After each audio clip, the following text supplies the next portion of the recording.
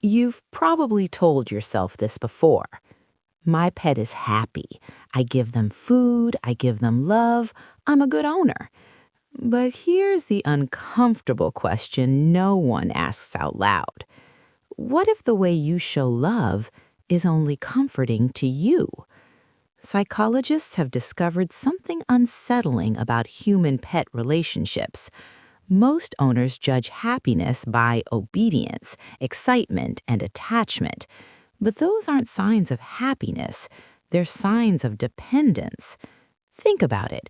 If your pet follows you everywhere, waits for you all day, panics when you leave, do you see love or do you see fear of losing safety? Because to an animal's brain, happiness doesn't mean closeness, it means control, predictability, and emotional security. And here's the disturbing part. Many pets learn very early that your approval decides their survival.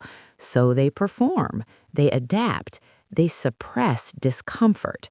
Not because they're happy, but because they have no other choice. You show love the way humans are wired to show love. Touch, eye contact, attention, constant interaction. But your pet's brain doesn't read that the same way. Psychologists studying animal behavior found that many stress responses look identical to affection. A wagging tail, excited jumps, following you room to room. Those behaviors can mean joy, but they can also mean hypervigilance, a nervous system stuck in alert mode, constantly monitoring you for cues. Here's what most owners never realize. When you hug your pet, stare into their eyes, or pull them close, you might be breaking their natural boundaries. Animals evolved to value space, autonomy, and choice. So when your pet freezes during affection, stays still, or goes quiet, that isn't relaxation, that's submission. They're not thinking, I feel loved. They're thinking, I need to endure this to stay safe. And over time, they learn something dangerous. Your love is unpredictable, so they adapt their emotions around you. Your pet is communicating with you constantly, just not in a language humans are trained to hear. Psychologists call these microsignals, tiny behaviors that reveal an animal's emotional state long before obvious stress appears. A brief head turn, a yawn that comes out of nowhere, licking lips when there's no food, ears pulling slightly back. To a human, these look meaningless. To an animal brain, they're distress signals, quiet requests for space. But here's the problem. Most of these signals get ignored or misunderstood, and when they don't work, your pet stops using them. That's when people say things like, they're so calm, or they're so patient. What they're really seeing is emotional shutdown. Your pet learns that subtle communication doesn't change the outcome, so they conserve energy, they comply. And the scariest part, by the time obvious stress shows up, it's already been there for a long time. Silence doesn't mean comfort.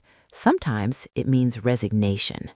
Here's where everything flips, and most people feel uncomfortable when they hear this.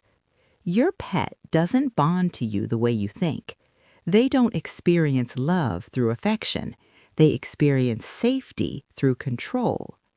Psychologists found that animals feel happiest when they can predict outcomes, when they can choose when to engage, when they can walk away without consequence.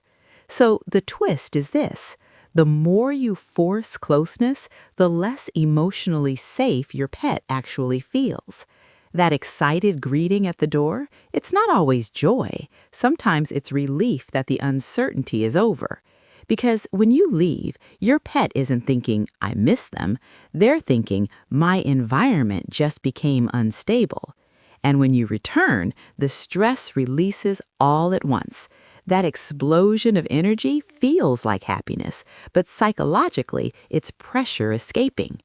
Real happiness looks quieter. It looks like confidence, exploration, indifference to your presence because safety is already guaranteed. And that realization changes everything about how love should look. Humans don't mean to do this, but many pets are unknowingly trained to become emotionally dependent. Psychologists call it inconsistent reinforcement. Attention appears and disappears without warning. Affection arrives randomly. Rules change based on mood. To an animal brain, this creates anxiety. So they cling. They monitor you. They try harder to please. And humans misread this as devotion. Your pet learns that their emotional regulation depends on you, not on the environment, not on their own choices. That's why some pets can't relax unless you're nearby, why they stop playing when you leave the room, why they mirror your stress without understanding it. They're not deeply bonded. They're emotionally outsourced. And the hardest truth? The more needed they become, the more validated the owner feels. So the cycle continues. Affection increases. Autonomy decreases. Until happiness becomes something your pet performs, not something they actually feel. So here's the question that lingers after everything else fades. If your pet had a choice, would they choose closeness or freedom? Because real happiness doesn't look dramatic, it doesn't cling, it doesn't panic when you move away. It looks like a nervous system at rest, a creature confident enough to ignore you, to explore without checking in, to sleep deeply even when you're gone. That kind of happiness is quiet, and it's easy to miss. The haunting part is this: the more your pet depends on you emotionally, the less space they have to feel safe on their own. So maybe love isn't about being needed. Maybe it's about being unnecessary. And once you see that, you start noticing something unsettling. The pets who look the happiest are often the ones who don't need to prove it at all.